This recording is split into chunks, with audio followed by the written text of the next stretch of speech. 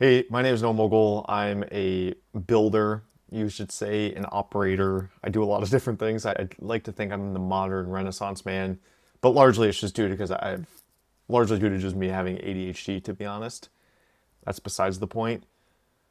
I wanted to create a few videos to outline what I've built over the last year and a half or so and how I've built that. I think it's helpful, one, for me to document where I am in my building life cycle, my journey, to hopefully go do my own thing and not have a 9 to 5. And then the other reason for making these videos, people have asked me a lot about the tools I use to build things, how I build things, how I go from idea to building something, how I manage and work with AI today. It evolves rather quickly, and I think that's one thing I love about AI is you can adapt and customize things a lot easier to your specific needs and use cases, which I think is huge from a builder side of things, but also gives you a big opportunity to build new products for other people. If you are a problem solver professionally, I feel like we all are to some degree professionally and like to do those things. There's a big opportunity right now, given the AI tools, to go and build something not only for yourself, but sell it to other people. And that's what I've started to do. So to start off, we'll navigate around my GitHub repo just to show you a little bit about my journey overview. I do come from a more technical background, but in general, outside of my 9 to 5, I didn't really do a lot of coding. It was quite laborious. I was always the ideas guy. I would come up with an idea, put it on a list, and then it would never see the light of day. And today, it's so much easier to action off those ideas, which has motivated me to build a lot more stuff. And it's just really exciting to see something come from an idea all the way to an actual product that people can use, buy, etc. So if we look at my contributions over 2016, pretty high. I'd say I push a PR most days, if not one, multiple. But only in 2025, that was much lower. And starting in April is when I really started to adopt Cursor and AI coding tools. And then moving on to May, June, that shifted over to Claude Code. Took some holiday in July, didn't do a ton of coding. And then the rest of the year, it was 2 weeks on, week off, that sort of stuff. Again, it was something I was doing outside of my job, wasn't super a part of my day to day. And then towards the end of the year in December, I find I'm a lot more creative in the winter months. I think it's just because it's dark, cold, and I'm inside a lot. And then the year before, not a lot. This was all manual PRs, manually writing code, scripts, forking repos, that sort of stuff, tinkering, not a ton of actually building full applications. One project where I started was building essentially like portfolio website, personal website, that sort of stuff. I feel like those are always good initial projects. And mine has changed a lot over the years. I think most of them are documented as repos that you can go through on my GitHub if you want to see older versions. But I feel like I update my personal website every year, depending on my design curiosity, that sort of stuff, for that period of time. The first one I built is my personal website. This houses, think of this like my online resume, houses different blog posts, thoughts, that sort of stuff, things that I find interesting, things that people might want to know about me. And it also houses all the projects I'm working on, and you can kind of keep tabs on what I'm working on in GitHub, that sort of stuff. I just think it's a cool overview, and it gives people an idea of what I can do, what I have done, and what I'm doing now. Moving on, I built a portfolio website to kind of house all these different projects I'm working on. And hopefully eventually one of them takes off and actually makes some income. That will be where I attribute that to. And then also when I work across different dev tools, that sort of stuff, I house everything in one kind of org in that tool, whether it's Vercel, Convex, Supabase, etc. So it keeps things a little more organized when it comes to that perspective. And it's called Mogil Ventures, which is my last name. And as the name's here, just independent software lab. I feel like these are pretty common now with solo devs. Again, a place to house all your projects, that sort of stuff. when it comes to making revenue, that sort of stuff, that is where I will attribute it to. Some brief things here. I have a few projects here you can check out. Most of the ones I'll go over, but I do think this is quite a cool website design. It's reactive, uses Three.js. You can interact with it on a phone, that sort of stuff. It is quite computationally heavy. It's not the most efficient website, as you can imagine, but it keeps along the theme of my personal website, keeping that brand all the way through. And I added some cool features here, like you can ask about Mogil Ventures with your given AI tool, that sort of stuff. I have some separate blog post thoughts here that are more general, specific to businesses, things like that. Feel free to check it out. The first real project I worked on and built end-to-end when I was pushing the limits of Cursor and ultimately Claude Code was Paperboy. And this stemmed from a problem I had working in the AI and tech space. There's so much new information coming out every day, new companies, new papers, new benchmarks, new models. And it was really hard to keep up with what was actually relevant for my job day to day in my interests. And so I built essentially a deep research agent before deep research agents were deep research agents to go and build and filter through that context and only share what is relevant for you every day via your email inbox. So essentially a newsletter.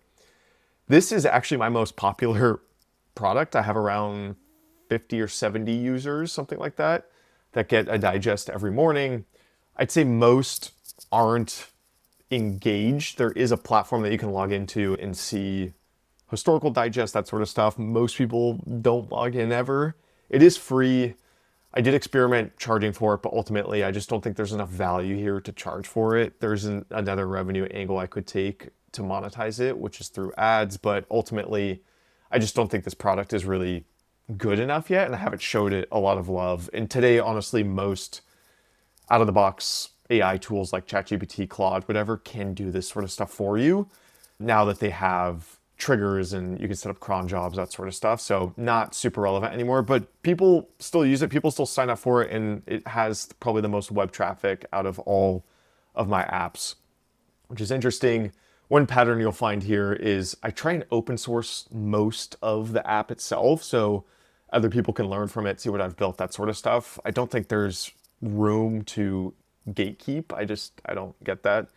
But I always try and have some sort of revenue generating aspect for that, whether it's a hosted version, unlocking certain features above the free version, that sort of stuff that I don't open source. But you'll see that pattern throughout a lot of these different apps. But again, a lot of them are just solving problems or things I wanted to tinker with when new models, that sort of stuff came out. The next project I built is Outfit of the Day Collage, or OOTD. If you're on TikTok, you know what that means. But this actually came out of observing my girlfriend. She works in the brand creator space across Instagram, that sort of stuff. And she was working with a few creators, helping them build these kind of product collages to showcase the different brands, products they were using for a given outfit. And there is a revenue side of it too, where you can actually link affiliate links. And if someone goes and purchases, they can get that kickback. But she was building these manually in Canva, I believe, and it took a while. It was pretty tedious, and she actually enjoyed the process, but I thought it was a good opportunity to test the new capabilities of the image generation models that came out, namely Gemini, and see what they could do. So I built a quick little tool that you can upload a photo, tag the certain brands, and you can tag a link as well for the revenue generating side of it. It's free. Again, fun little project, nothing too serious. On the same theme of images, this came out of actually just a bar conversation after a few beers with a good friend of mine. And we grew up playing Cards Against Humanity, which a lot of people do. If you're not familiar, it's a fun game where you have 5 cards in your hand, maybe 7, I don't know. There's every round, there's a theme card in the middle that might have something funny, and you try and match or play a card that you think is the funniest or most relevant to that middle card, and then the judge of that round will pick the funniest, and whoever wins gets a point or a card. And so we spun that to be very similar in terms of how the rules work, but instead of submitting cards, you're generating AI images. And this was the first project I worked with Convex, which is a new dev tool that came out over the last year or two to power real-time backends and do a lot more. It has now come my default backend tool I use for most projects. It's just a really great building experience, and it's quick. They have a nice free tier. I enjoy it a lot. It's replaced Supabase for me. But this particular app was fun to build. It works. I don't think there's any traffic. It's free today. There's no revenue generating aspect to it. But the challenge with this one was around the multiplayer aspect and the real-time component to this particular project that was really difficult and led me astray in terms of why I didn't really develop it much further. I didn't really do any marketing, that sort of stuff. And it just ultimately was really hard to QA and test. I set up a decent amount of automated QAs, but the real-time nature of it, the cost aspect to generate images, it just wasn't super fun to build. And it was challenging, which led me astray. I still think there is some potential here in terms of using it for in schools, bar events, parties, that sort of stuff, where it could be fun, but I've abandoned it. Moving on to the next project is Efficient. This came out of a particular problem I experienced personally, professionally, working with different customers, businesses, that sort of stuff, around the challenge of being able to automate QA testing for customer engagement journeys or customer engagement platforms that are multi-channel. So platforms like Klaviyo, why am I blanking on them? Customer.io, all that sort of stuff, where you can create journeys. If a user does this, they get X email. If they abandon their cart, they get text message, etc. They're usually a lot more complex than that. And there's no real way to test those at scale.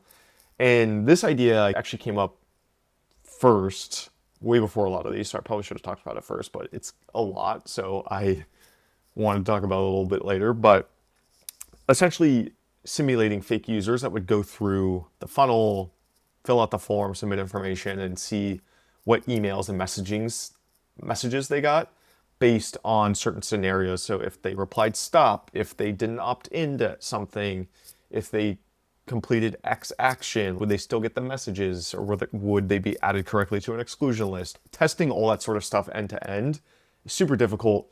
And so this was going to be a tool to automate it. I didn't really build much of this. This is mainly just a landing page, but I think the landing page is super clean, so I kept it up. But this is something that's on the back burner. I think with the tools and browser automation stuff that there is today, I do think there's a lot more relevance to this in terms of actually getting it to work properly. I built an end-to-end demo using Playwright that actually worked fairly well, but it was very rigid. So yeah, this is something I want to revisit at some point, but not a priority right now. Let me know what you think of it though, if you think this would be applicable. That's the thing, is I work on so many different things that I don't always keep building one thing, and that's what I'm trying to get better at, is like polish something and actually deliver it before moving on to the next one. And that pattern somewhat held true when I'll discuss the next project, which is A2P Check. This again came out of a problem, real-time experience I've seen working with different businesses. If you're not aware, in the US, if you're a business and you want to send text messages to your customers or prospects, leads, etc., you need to register with the carriers your business to that number so they know you're not sending spam, that sort of stuff. And that is called A2P 10DLC, or application to person 10-digit long code. And most platforms like Twilio, Telnex, Go High Level, etc. require you, because the carriers require you to register your business. That process is super lengthy in terms of getting feedback on your application. So you will fill out a few key points of information about your business. You'll submit that, and then you'll typically wait a few weeks. Then you'll hear back on whether you're approved or not. If you weren't approved, you have to go back and fix the issues, and they typically don't tell you what the issues are, which is super frustrating. So this tool is to help businesses pre-scan that information before actually submitting it, so you can increase your likelihood of getting approved on the first submission. And this will scan your website for privacy policy and basically compare it to what those carriers require. And this has actually been the only product where I've generated revenue, not a whole lot. It's a little over $100. But this is an example of something I was able to build and push, and it has some traction. I did a little bit of marketing on Reddit and that sort of stuff. Conversion rates still are not great. Since there is a free aspect here, I might take that away, but essentially you can get some free credits, create an account, get a little more. And again, same pattern here. You can host it on your own if you do as well. And the other thing I added here is an API aspect, because there are businesses, agencies that represent other businesses that might need to automate this, do this in bulk. And so you can pay for API access as well, which I think is pretty cool and helpful. Feel free to check it out if it's helpful. If not, skip it. And then lastly, this is the most recent project I've been working on, BlindBench. This came out again out of a problem I experienced firsthand, where it's really difficult to capture what people call vibes or taste, human taste, from or when testing and evaluating AI agents. And so an example of that is, let's say we're building an AI agent for our customers. We want to test if adding X skill increases the output quality. You might ask yourself, what does quality mean? How do you define that? There are more deterministic ways to define quality, such as, did it contain X answer or X text? Did it use X tool, X skill, that sort of stuff? But there's also a taste aspect of it, where you still need humans to give feedback and judge what output was better, what agent performed better, that sort of stuff.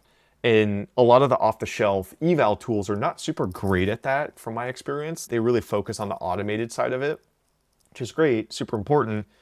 But the idea was this tool would sit on top of that and allow you to ingest those logs and traces and be able to share that to get feedback from various users, whether it's externally, internally, that sort of stuff. And there's been some traffic on this. I'm still refining it because I'm trying to dog food it as much personally. And one thing I'm actively building right now is a benchmark for Mogil Ventures to benchmark my own workflows against different agent harnesses, models, providers, that sort of stuff in a sandboxed environment.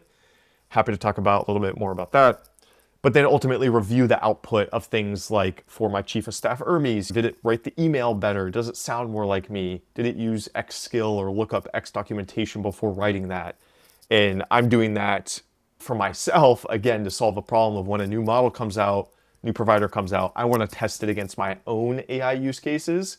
That's what I want to use BlindBench for. And then be able to use that feedback and understand, okay, this model actually vibes with me better, even though I might have thought this one would have been better because it performs better on these other benchmarks that those foundation model providers are pushing.